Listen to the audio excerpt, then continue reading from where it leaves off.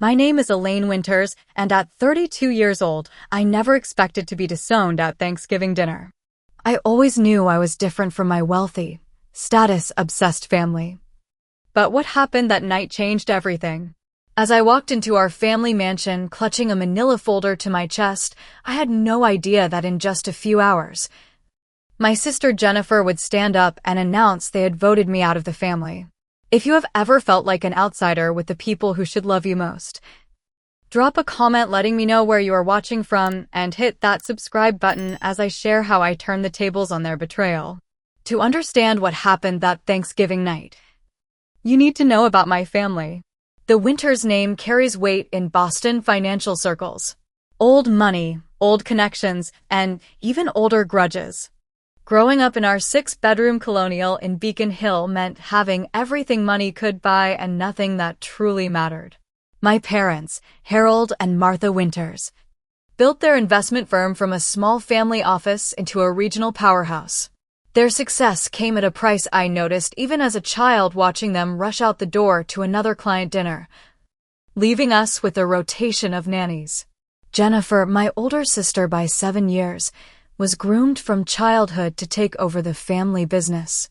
As the firstborn, she received endless attention, private tutoring, and constant praise. When she graduated from Harvard Business School, my parents threw a party that was featured in Boston Magazine. They bought her a brownstone as a graduation gift. Jennifer understands what it means to be a Winters, my father would say proudly, while glancing at me with thinly veiled disappointment. My brother Thomas, 3 years my senior, quickly learned that aligning with Jennifer meant securing his place in the family hierarchy, though less naturally gifted in business. He compensated with blind loyalty to my sister and parents, becoming Jennifer's right-hand man at Winters Investment Group. Then there was me, the family anomaly. I showed little interest in portfolio management or client acquisition strategies. Instead, I spent my teens volunteering at local hospitals.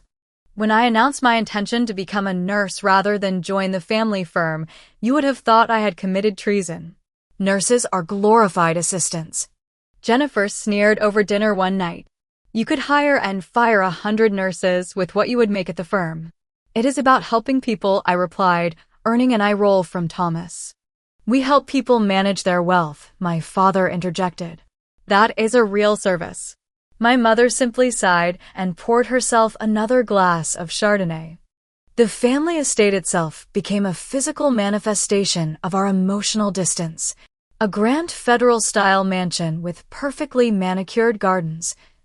It housed our increasingly strained family gatherings. The East Wing, where Jennifer and Thomas had their childhood rooms, remained pristinely maintained. My room in the West Wing gradually transformed into a generic guest room as I established my independence. Holidays were particularly tense affairs. Each Thanksgiving followed the same script.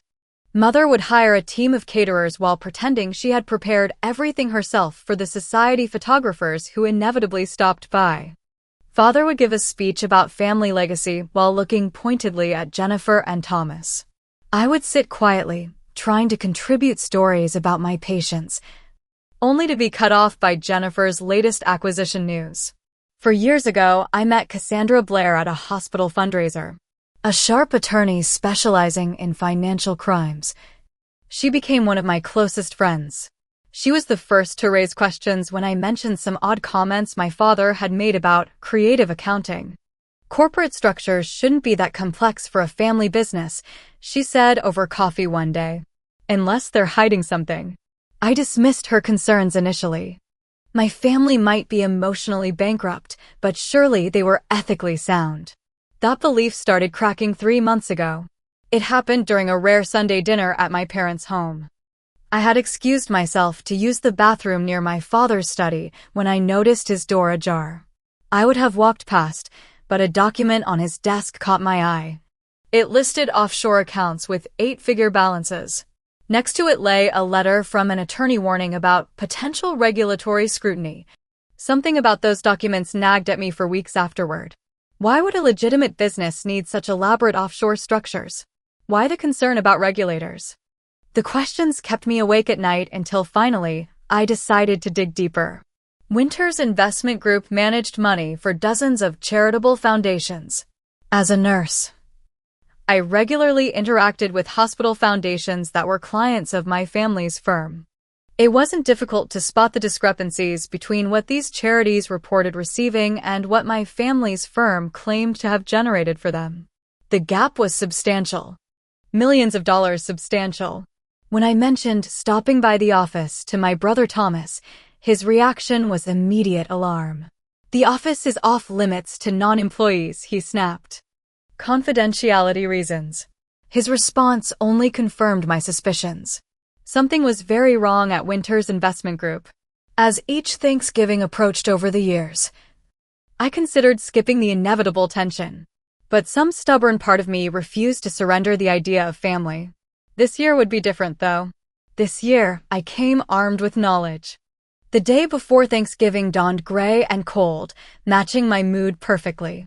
My apartment in Cambridge felt like a bunker as I prepared for the coming battle. I laid out my outfit 3 times before settling on a professional-looking navy blue dress.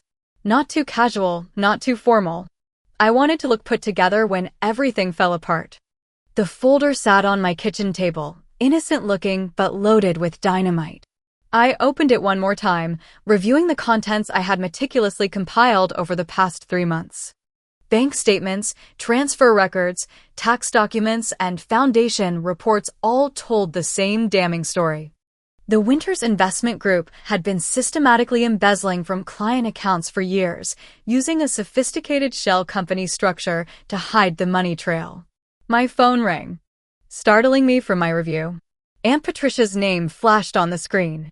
My mother's younger sister was the black sheep of her generation, having married an artist rather than someone from the approved social circle. As a result, she understood my position in the family all too well. "Are you sure about this, Elaine?" she asked after I answered.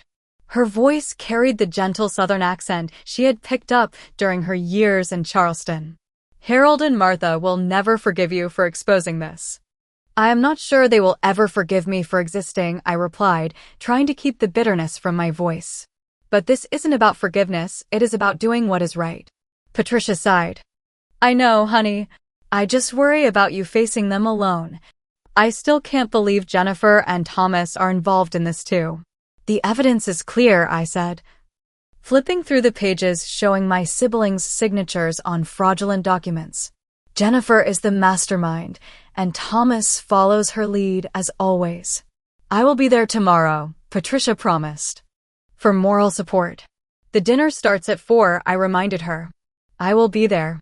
Martha may have written me off years ago, but I am still family whether she likes it or not." After hanging up, I returned to the documents, thinking back to how this all started. 3 months ago, after seeing those papers in my father's study, I had casually mentioned to Cassandra what I had seen. "Offshore accounts aren't necessarily illegal," she had said, "but the setup you are describing raises red flags." She helped me understand what documents would prove wrongdoing, carefully explaining the legal boundaries I needed to respect in my investigation. "This could tear your family apart," she warned. "They have been tearing themselves apart for years," I replied. "They just have not realized it yet." Over the following weeks, I had carefully gathered information. A foundation report left in a waiting room during a family hospital tour. A tax document mistakenly emailed to my personal address instead of my brother's similar one. Bit by bit, the picture became clearer and more disturbing. Jennifer had been the architect of the scheme, creating a labyrinth of shell companies that funneled client funds into family-controlled accounts. Thomas served as the loyal executor, signing whatever she put in front of him. My parents either knew and approved or remained willfully ignorant. None of the options painted them in a favorable light. My phone buzzed with a text. Speaking of the devil, it was Jennifer. "Still coming tomorrow?" The message read, deceptively casual. I stared at those 3 words, trying to decipher the subtext. Did she know what I had discovered? Was this a trap? After a moment's hesitation, I typed back a simple yes. 3 dots appeared as she typed a response, disappeared, then appeared again before a new message came through. "Good. We have family matters to discuss. My stomach tightened. The phrasing seemed loaded with meaning. Family matters. Whatever she was planning, I needed to be prepared. I spent the rest of the afternoon organizing my evidence, making sure everything was in logical order. The most damning documents went on top. The web of connections between fraudulent accounts was mapped out clearly on a flowchart I had created. Names, dates, amounts all carefully documented.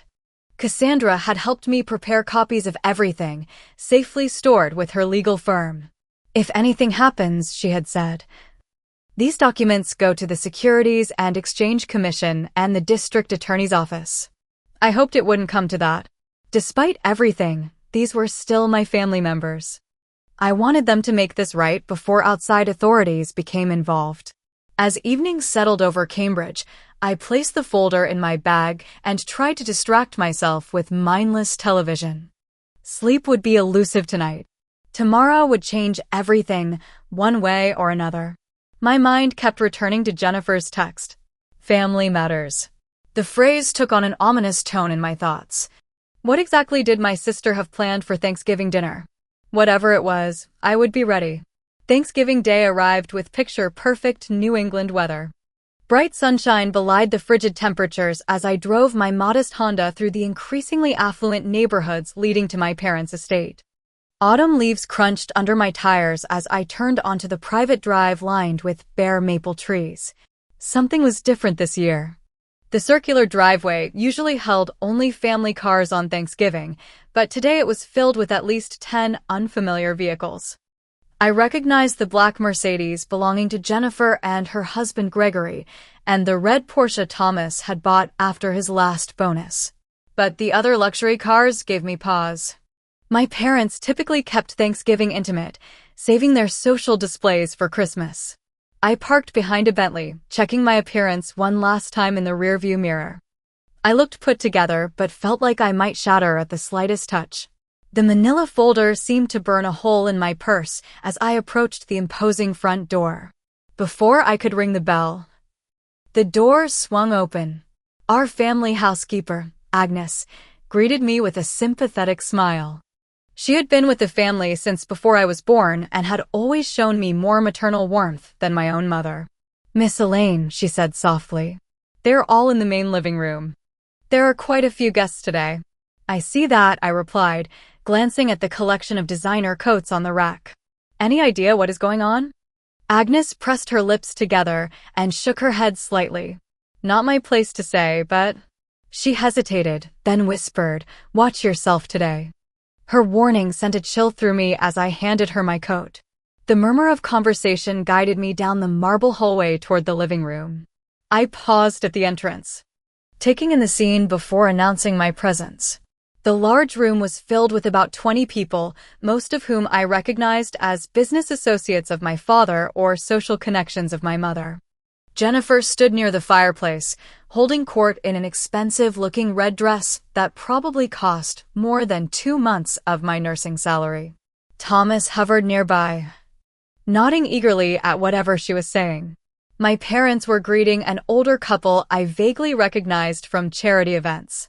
No one noticed me immediately, giving me a moment to observe. The atmosphere felt strange, charged with anticipation. People were speaking in hushed tones, occasionally glancing toward the entrance as if waiting for something. Or someone. Me. I realized with sudden clarity. They were waiting for me. I stepped into the room, plastering on a polite smile. Happy Thanksgiving, everyone. The conversations halted abruptly. Jennifer's head snapped in my direction, her smile not reaching her eyes. Elaine. You made it. I said I would, I replied, matching her false warmth. My mother approached, air kissing near my cheek. Darling, you remember the Prestons? And the Whitakers? They were just asking about you. I doubted that very much, considering I had barely exchanged 2 words with these people over the years. As my mother guided me around the room for awkward introductions, I noticed a pattern. Everyone seemed to be examining me, evaluating me somehow. Their questions felt pointed. Still working at that public hospital? Asked Mrs. Preston with barely concealed disdain. Still single? questioned Mr. Whitaker with a smirk toward my father. Any plans to do something more substantial with your career? Inquired another business associate whose name I immediately forgot. By the time I reached Jennifer's husband Gregory, I felt thoroughly inspected and found wanting. Gregory, unlike the others, seemed uncomfortable with the situation. He gave me a genuine handshake and asked about my work with actual interest. We had always gotten along reasonably well, perhaps because he too was an outsider to the Winters legacy. Quite a crowd for Thanksgiving, I commented quietly. Gregory shifted, not meeting my eyes. Jennifer insisted. Said it was an important family occasion this year. Did she mention why? I pressed. He glanced toward my sister, who was watching our interaction closely. I should check on the drinks, he muttered before walking away. The next hour passed in a blur of small talk and strategic positioning. I kept my purse close, the folder inside feeling increasingly heavy. Whatever Jennifer had planned, I needed to stay vigilant. When Agnes announced dinner was ready, the guests migrated to the formal dining room. The massive mahogany table had been extended to its full length, seating all 20 people comfortably. Crystal glasses and fine china gleamed under the chandelier. A magnificent turkey sat at the center, surrounded by traditional sides, all artfully arranged. I noticed immediately that I had been seated at the far end of the table, as distant from my parents at the head as possible. Jennifer sat at my father's right hand, Thomas at my mother's left. The strategic isolation was obvious. As the first course was served, conversation flowed around me rather than to me. Business success stories dominated, with Jennifer frequently steering the discussion toward family legacy and tradition. The Winters name stands for excellence and integrity, she proclaimed at one point, raising her wine glass. Some understand the weight of that responsibility better than others. Several guests glanced my way, making her meaning clear. Thomas smirked from across the table. Integrity is certainly important, I replied evenly, making meaningful eye contact with my sister. For a brief moment, uncertainty flickered across her face before she turned back to her adoring audience. The meal progressed through multiple courses, each more elaborate than the last. By the time dessert was served, a magnificent pumpkin cheesecake that Agnes had perfected over the years, the wine had flowed freely and the atmosphere had grown increasingly tense. I sensed the moment approaching. Something in Jennifer's posture, the way she kept checking her watch, the meaningful glances she exchanged with our parents. Whatever she had planned was about to happen. As coffee was being poured, Jennifer tapped her crystal glass with a silver spoon. The clear tone silenced the table immediately. Family and friends, she began, standing to address the gathering. Thank you all for joining us on this special Thanksgiving. As you know, the Winters family has always valued tradition, excellence, and shared vision. My stomach clenched as she continued, her voice carrying the practiced cadence of someone who had rehearsed this speech. For generations, our family has maintained certain standards. We have contributed to society through smart business, philanthropic giving, and upholding proper values. Here she paused, her gaze sliding to me. Unfortunately, not everyone understands the responsibility that comes with our name. The room grew uncomfortably quiet. Even the servers had stopped moving, frozen by the obvious tension. After much discussion, Jennifer continued, the family has come to a difficult decision. Elaine, while we appreciate your alternative career choices, we have unanimously voted that you no longer represent the values and standards of the Winters family. I sat perfectly still, feeling every eye in the room on me. Jennifer's words hung in the air, their meaning unmistakable. Simply put, she said, her voice hardening, we have decided you are no longer part of this family. Your different choices, your refusal to participate in the family business, your constant questioning of our methods, it ends today. To my horror, several guests nodded in agreement. My father stared at his plate while my mother dabbed at non-existent tears with her napkin. Thomas looked positively gleeful. We took a vote, Jennifer concluded, and it was unanimous among the actual family members. You are out, Elaine. We would appreciate if you would leave now and not contact any of us again." A smattering of applause broke out around the table, as if my excommunication were something to celebrate. The unreality of the moment washed over me in waves. They had invited witnesses to my humiliation. They had turned my ostracism into a spectacle. Years of being the family disappointment, the odd one out, had prepared me for rejection.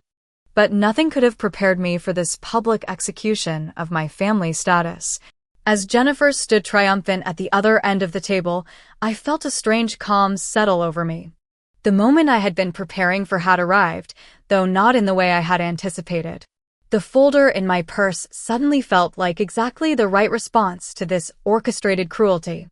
An uncomfortable silence fell over the dining room after Jennifer's announcement.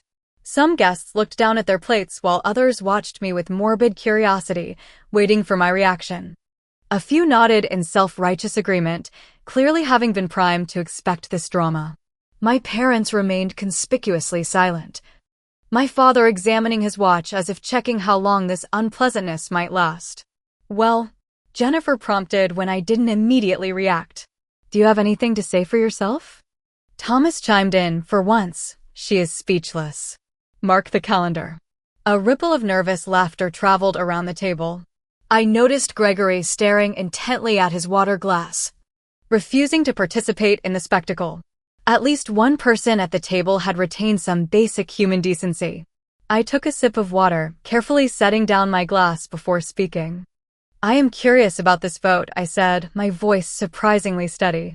"Who exactly participated?" Jennifer's triumphant smile faltered slightly. "The actual family, of course. Mother, father, Thomas, and myself." "I see," I nodded. "And what exactly were the charges against me? What family values have I failed to uphold?" My calm response clearly wasn't what Jennifer had anticipated. She had expected tears, perhaps a scene. My composure was throwing off her script. "Where should I begin?" she recovered, addressing the table rather than me. "You rejected the family business to become a nurse, of all things." "The horror," I interjected dryly. Jennifer's eyes narrowed. "You have consistently questioned family decisions. You have failed to attend key social functions. You refuse to participate in family philanthropy events." "Interesting definition of philanthropy," I murmured. "And," Jennifer continued, raising her voice to drown out my comment, "you have never shown proper appreciation for the advantages your family name has given you." My father finally spoke up.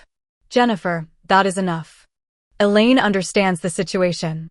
Let us move on and enjoy dessert." "No," I said firmly. "Let us not move on just yet." I looked around the table at the collection of business associates and social climbers who had been invited to witness my excommunication. I would like to understand why this family meeting required an audience. Mrs. Preston, a longtime friend of my mother, had the grace to look embarrassed. "Perhaps we should give the family some privacy." "Oh no," I smiled without warmth. "Please stay. Since Jennifer wanted witnesses, let us have witnesses. In fact, I have something I would like to share with everyone." I reached into my purse and removed the manila folder, placing it deliberately on the table in front of me. The simple action drew every eye in the room. "What is that?" Thomas demanded, suddenly alert. I maintained my composure, remembering all the times I had been interrupted, dismissed, and belittled at this very table. "Before I go," I said, directing my words to Jennifer, "I thought you might want to see this. Since I am no longer family, I guess you won't need the courtesy I have been extending by keeping this private." Jennifer's expression shifted from smug satisfaction to wariness. "Whatever amateur investigation you think you have conducted." I laughed softly. "Then I guess you won't mind if I open this folder." My sister's face paled slightly. "This is neither the time nor the place." "On the contrary," I replied, "you have assembled quite the audience for a family matter. Let us not waste the opportunity." I slid the folder across the table toward Jennifer. After a moment's hesitation, she reached for it, her manicured fingers closing around the edge. As she opened it, her eyes widened, then narrowed, then widened again as she flipped through the first few pages. The color drained from her face. Where did you get these? She whispered. Jennifer? My father questioned, suddenly concerned by her reaction. She didn't respond, continuing to flip through the documents with increasing agitation. When she reached the flowchart detailing the money movements between accounts, she made a small choking sound. What is it? Thomas demanded, reaching for the folder. Jennifer slapped his hand away, her composure completely shattered. Then, as the full implications of what she was seeing hit her, she did exactly what I had anticipated. She screamed. Not a dignified gasp or a ladylike exclamation, but a raw, primal scream of panic. The sound cut through the genteel dining room like a knife, causing several guests to jump in their seats. Mrs. Whitaker actually dropped her dessert fork with a clatter. Shut up, Jennifer hissed at me, finding her voice. You have no idea what you are doing. Oh, I think I do, I replied calmly.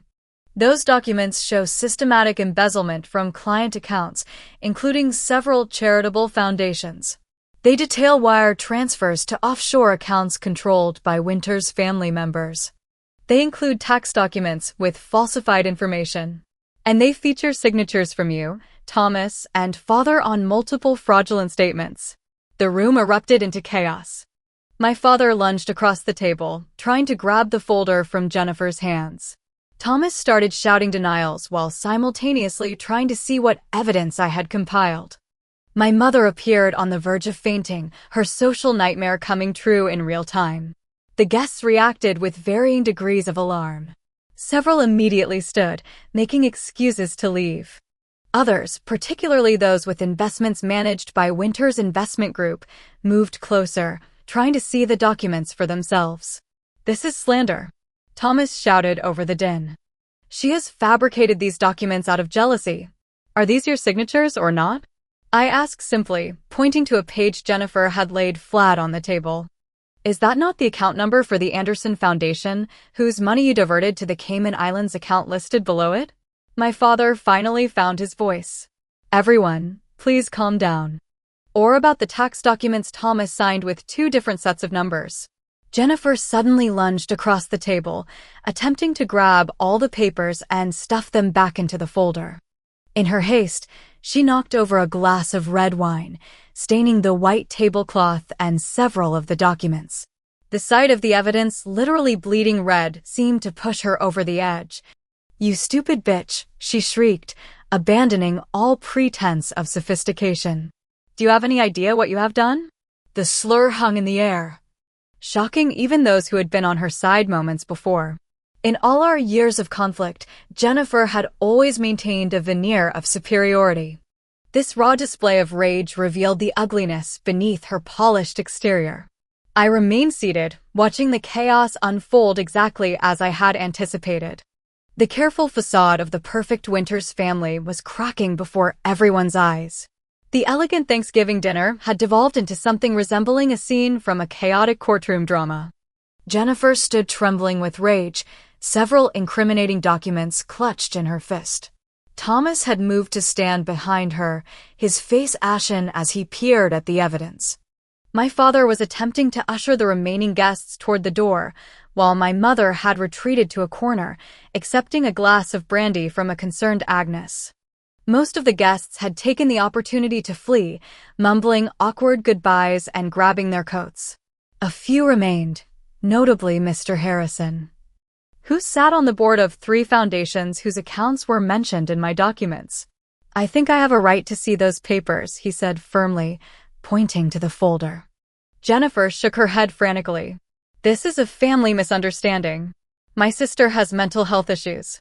She has created an elaborate fantasy. Those are copies, I interrupted calmly. The originals, along with additional evidence, are with my attorney.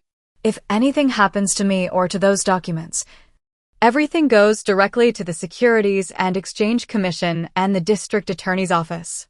Thomas lunged toward me suddenly. Give me your phone. No. I stepped back, keeping the dining table between us.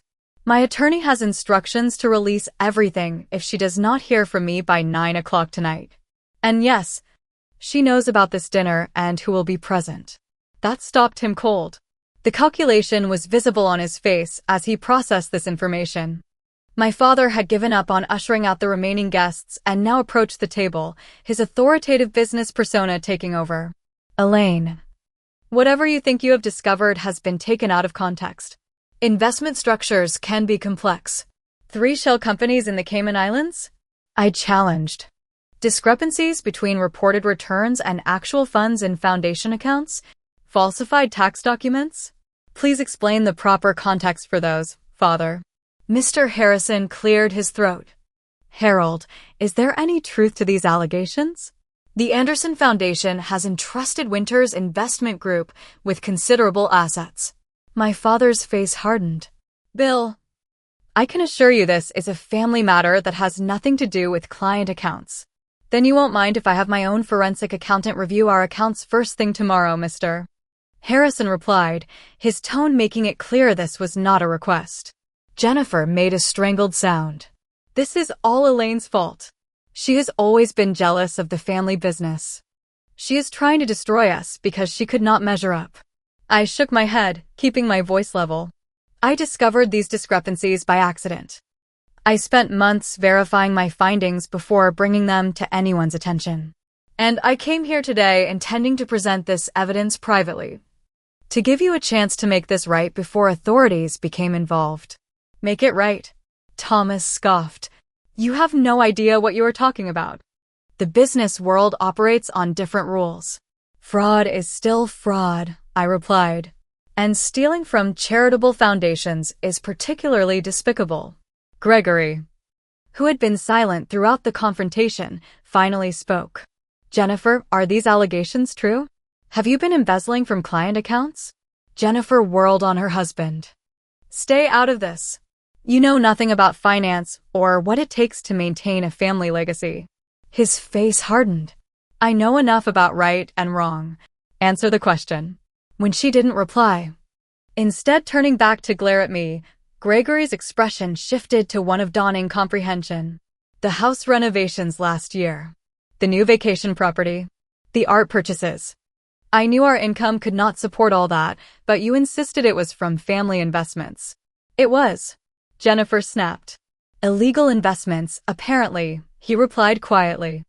The remaining guests were watching this exchange with horrified fascination. Mrs. Whitaker had actually taken out her phone, and I suspected she was recording the confrontation. The Winters family meltdown would be the talk of Boston society by morning. My father attempted to regain control of the situation. Everyone needs to calm down. These are serious allegations that require careful review. Elaine, give me the documents and we will sort this out privately. The time for private solutions was before you decided to publicly disown me, I replied. You chose to make this a spectacle. You invited witnesses to my humiliation. Now those same witnesses can see what the Winters family truly values. The doorbell rang, cutting through the tension. A moment later, Agnes appeared with Aunt Patricia in tow. Sorry I am late, Patricia announced, taking in the scene with shrewd eyes. Though it appears I have arrived at an interesting moment. Jennifer groaned. Perfect. Another family disappointment arrives. Patricia raised an elegant eyebrow. Lovely to see you too, Jennifer. She moved to stand beside me. I take it from the atmosphere that Elaine has shared her findings? You knew about this? My mother accused, finding her voice at last. I helped her verify some of the information, Patricia confirmed. Someone in this family needed to stand for integrity. My mother's face crumpled. How could you both betray us like this? The question hung in the air, its irony apparently lost on her. After orchestrating my public dismissal from the family, she still saw my actions as the betrayal. I gave you a chance, I said quietly. I came here today hoping to present this evidence privately, to convince you to make restitution before legal authorities became involved. You chose to ambush me instead, to humiliate me in front of your friends. You made your choice and I made mine. Thomas suddenly lunged for the documents still scattered across the table. This ends now. Stop, my father commanded, surprising everyone. Thomas froze, papers clutched in his hand. My father's face had aged a decade in the past hour. He looked from the documents to Jennifer, then to Thomas, his expression growing increasingly grim. "Is this true?" he asked them directly. "Have you been embezzling from client accounts?" Jennifer's silence was damning. Thomas looked to her for direction, as he always had. "It was necessary," Jennifer finally said, her voice hard. "The market downturn 4 years ago hit us harder than we let on. We needed to maintain appearances, to keep client confidence. It was supposed to be temporary. For years is not temporary." My father responded, his voice hollow. "We were protecting the family legacy," Jennifer insisted. "Everything I have done has been to maintain the Winters' name and position." "By stealing?" Gregory interjected. "By doing whatever was necessary," she shot back. My father sank heavily into a chair, the weight of the situation finally hitting him. "How much?" he asked quietly. "Approximately $32 million over the past 4 years," I answered when neither Jennifer nor Thomas would speak. "Primarily from charitable foundation accounts that receive less scrutiny than individual client accounts."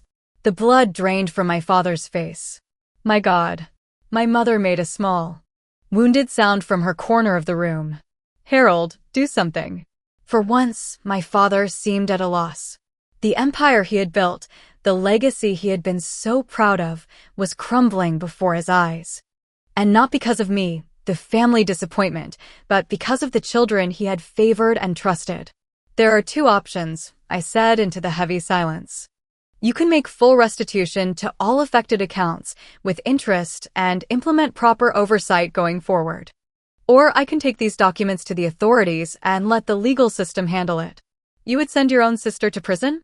Jennifer demanded, her voice rising again. "You just publicly disowned me," I reminded her. "By your own declaration, we are not family anymore." The dining room felt cavernous now, with most of the guests gone and the remaining few clustered at one end of the long table.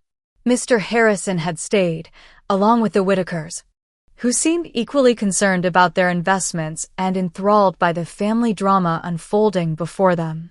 Gregory had moved to stand apart from Jennifer, his posture making his position clear.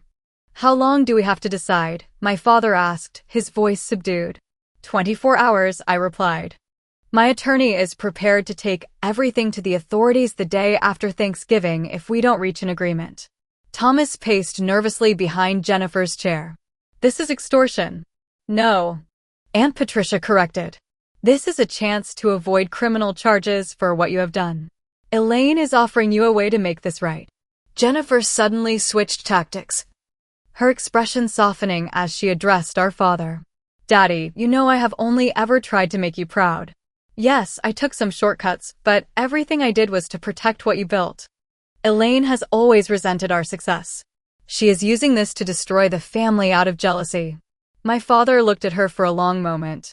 "These signatures," he said, pointing to one of the documents. "Are they yours?" Jennifer hesitated. "I sign many documents." "Answer the question," he insisted, his voice hardening. "Did you divert funds from client accounts into offshore holdings?" When she didn't immediately answer, Thomas jumped in. "It was Jennifer's idea. She told me the transfers were approved investment strategies. I just signed what she told me to sign." Jennifer's head whipped around. "You sniveling coward. You knew exactly what we were doing. You cashed the checks and bought that ridiculous sports car. And there it was." In the face of consequences, the siblings who had united against me for years turned on each other instantly. My father closed his eyes briefly, as if the sight of his children tearing each other apart was physically painful. When he opened them again, his gaze found mine. "What are your exact terms?" he asked quietly. Before I could answer, my mother intervened. "Harold, you cannot be serious. She is threatening the family." "Martha," he replied wearily. "Our children have been embezzling from clients. That is the threat to our family." The simple acknowledgement of reality seemed to deflate my mother. She sank into a chair, suddenly looking every one of her 65 years. I laid out my conditions clearly. First, full restitution to all affected accounts, with 5% interest compounded annually from the date of initial fraud. Second, Jennifer and Thomas resign from all positions at Winters Investment Group. Third, a complete restructuring of the firm with proper compliance oversight. Fourth, a public statement acknowledging mismanagement without admitting criminal liability. That will ruin us financially. Jennifer protested. The interest alone would be significantly less than what you would face in criminal penalties, I pointed out. Not to mention prison time. Gregory stepped forward. I have substantial personal assets that are not tied to the Winters family. I can contribute to the restitution fund. Jennifer gaped at him. You would side with her against me? Your own wife? I am siding with the law, he replied calmly. And with basic decency. My father nodded slowly. We will need to liquidate some personal holdings. The houses in Nantucket and Aspen. Possibly the art collection. No, my mother cried. Not the Monet. The absurdity of her concern for a painting while her children faced potential criminal charges momentarily silenced the room. Mr. Harrison cleared his throat. Harold, I need your personal guarantee that the Anderson Foundation funds will be restored immediately. Otherwise, I will have no choice but to contact authorities myself. You will have it, my father assured him. And my sincere apologies. Thomas, seeing the direction things were heading, made one last desperate attempt. We should destroy those documents now and deny everything. It is our word against hers. Against her and her attorney, Aunt Patricia reminded him. Not to mention the copies already secured elsewhere. This is a nightmare, Jennifer muttered, slumping in her chair. Her perfect blowout had wilted. Her makeup smudged from where she had angrily wiped at tears. The composed, superior sister who had stood to announce my expulsion from the family was nowhere to be seen. I felt no satisfaction in her distress, only a profound sadness for what our family had become. We had been taught that appearance mattered more than substance, that success justified any means. That family loyalty meant enabling each other's worst behaviors. I need to speak with Jennifer and Thomas alone, my father announced suddenly. Elaine. We will contact you tomorrow with our formal response to your terms. I nodded, understanding I was being dismissed. Part of me wanted to stay, to see this through to its conclusion. But I had said what I needed to say and presented my evidence. The rest was up to them. As I gathered my purse to leave, Agnes appeared at my side with my coat. I always knew you were the strongest of them, she whispered as she helped me into it. Aunt Patricia linked her arm through mine. I will drive you home. You have had quite enough for one day. We were nearly to the door when my mother's voice stopped us. Elaine. I turned back. She stood in the doorway to the dining room, looking small and uncertain. Did you ever think about what this would do to us? To the family name? She asked. The question revealed so much about her priorities. About the values that had shaped our family dynamic for decades. I thought about what continuing fraud would do to the people whose money you manage, I replied. To the charities who trusted you with their funds. And yes, I thought about what it would mean for our family to be exposed as criminals rather than making this right ourselves. She had no response to that, just a slight nod before she turned away. As Aunt Patricia and I stepped out into the cold November evening, I took my first deep breath in hours. The confrontation had not gone as I expected, but perhaps it had gone as it needed to. Are you all right? Patricia asked as we walked to her car. I think I will be, I replied, looking back at the house that had never truly felt like home. 6 months after the Thanksgiving dinner from hell, I sat in a small cafe in Cambridge, watching people pass by on the street outside. The spring weather had brought everyone outdoors after a particularly brutal winter, and the atmosphere was one of renewal. Renewal was on my mind as I spotted my parents approaching the cafe. They looked different somehow. My father had lost weight, and his designer suit had been replaced by more casual attire. My mother's hair was a natural silver now rather than the highlighted blonde she had maintained for decades. The changes went beyond appearance. They moved differently, with less of the rigid posture that had characterized them throughout my childhood. Elaine, my father greeted me with an awkward half-hug. My mother offered a tentative smile as they settled into the chairs across from me. "Thank you for meeting us," she said, her voice lacking its usual authoritative tone. This was our third such meeting since Thanksgiving.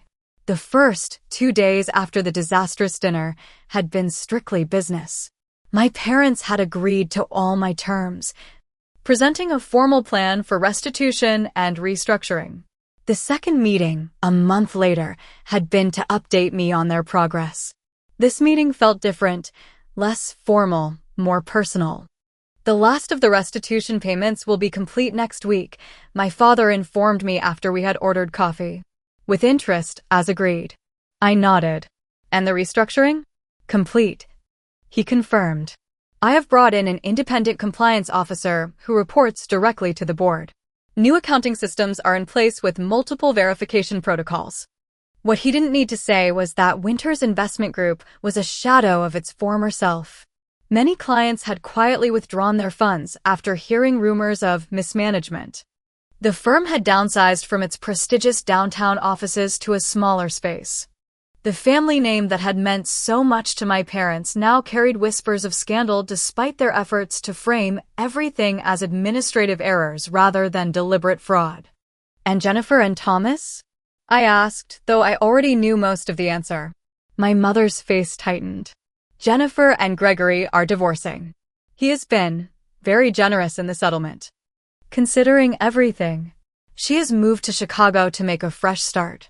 She is not speaking to us," my father added quietly. "She blames us for not fighting harder against your terms." "And Thomas?" "Working for a college friend's startup in Seattle," my mother replied. "He calls occasionally, but things are strained." The family had shattered along fault lines that had been there all along, hidden beneath the veneer of success and solidarity. I felt no joy in this outcome, only a sense that long overdue consequences had finally arrived. "We sold the house," my father said suddenly. "It was too big for just us, and we needed the funds for restitution." I tried to imagine my parents in anything other than the mansion that had been the center of family life for decades. "Where are you living now?" "We bought a condo downtown," my mother replied. "It is actually quite nice. Easier to maintain." A strange silence fell over our table. We had covered the practical updates, but something else hung in the air between us, unspoken but palpable. Finally, my father cleared his throat. "Elaine, we owe you an apology. A significant one." The words seemed to cost him considerable effort. Harold Winters had rarely apologized for anything in his life. "What happened at Thanksgiving was unforgivable," my mother added. "The public humiliation, the vote, it was Jennifer's idea, but we went along with it. We failed you as parents." I sat with their words, letting them settle. For years, I had longed for some acknowledgement of how I had been treated, some recognition of the outsider status I had been assigned within my own family. "It wasn't just Thanksgiving," I said finally. "It was a lifetime of being made to feel less than, of having my choices devalued, of being compared unfavorably to Jennifer and Thomas." They both flinched at the directness of my words, but didn't deny them. "Yes," my father admitted. "We prioritized the wrong things. We valued status and financial success over character. We failed to see that your choices reflected strength, not weakness. Your work as a nurse," my mother added, "helping people directly, we should have been proud. Instead, we were embarrassed because it didn't fit our narrow definition of success." I felt tears threatening and took a sip of coffee to compose myself. For so long, I had wanted nothing more than this recognition. This validation that I wasn't wrong or deficient for being different from what they wanted. "Where do we go from here?" I asked when I could trust my voice again. My father looked at my mother, then back to me. "That depends on you. We would like a chance to do better, to be better parents. But we understand if that is not possible." The humility in his voice was so unlike the father I had known that it momentarily disoriented me. The man who had ruled our family with unwavering authority was asking for a second chance. "I think," I said carefully, "that we start small. Coffee every few weeks. Getting to know each other as we are now, not as we were." Relief washed over their faces. They had come expecting rejection and found a small opening instead. "We would like that very much," my mother said. As they left an hour later, I remained at the cafe, reflecting on the strange journey of the past 6 months. The family I had known was gone, transformed by the consequences of choices made over many years. In its place was the possibility of something new, something perhaps more authentic if less perfect. Aunt Patricia had become a constant in my life, our weekly dinners a source of genuine connection. She had introduced me to cousins I barely knew, creating a small network of family that felt nurturing rather than judgmental. Professionally, I had taken on a leadership role in nursing administration, advocating for better patient care practices. The skills I had developed investigating my family's fraud had translated surprisingly well to healthcare systems improvement. Most importantly, I had built a chosen family of friends who valued me exactly as I was. My Thanksgiving this year would be hosted in my apartment, surrounded by people who had chosen to be in my life and whom I had chosen in return. The betrayal at last year's Thanksgiving had been painful beyond words. Yet from that pain had come an unexpected liberation. No longer defined by my family's expectations or limited by their narrow vision, I was free to create a life aligned with my own values. The deepest lesson had come gradually. Family should be about love, not obligation. About acceptance, not conditional approval. About lifting each other up, not tearing each other down to maintain a hierarchy. Sometimes, the family we are born into cannot give us what we need. Sometimes, we must have the courage to create boundaries, to stand up for what is right even when it costs us. And sometimes, in that painful process, we discover our own strength and worth in ways that would never have been possible otherwise. As I paid my bill and stepped out into the spring sunshine, I felt lighter than I had in years. The path forward wasn't clear or perfect, but it was authentic. And after a lifetime of forced perfection hiding ugly truths, authentic felt like exactly what I needed. So let me ask you this. Have you ever had to stand up to family members who tried to diminish your worth? How did you handle it, and what boundaries did you create to protect yourself? Leave a comment below and share your experience. If this story resonated with you, please hit the like button and subscribe to hear more stories about finding strength in difficult situations. And if you know someone who might need to hear this message about creating boundaries with toxic family members, please share this video with them. Thank you for listening to my story. And remember that sometimes the most loving thing you can do for yourself is to walk away from those who cannot love you properly.